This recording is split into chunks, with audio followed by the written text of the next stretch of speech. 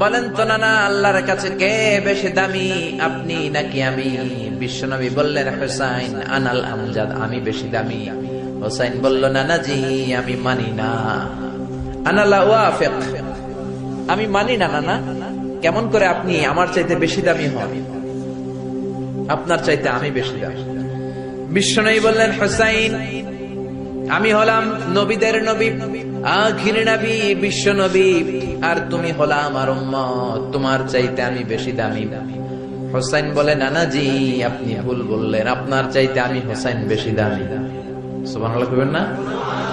বিশ্বনবী বললেন, কাইফা যালিক, কেমন করে এটা?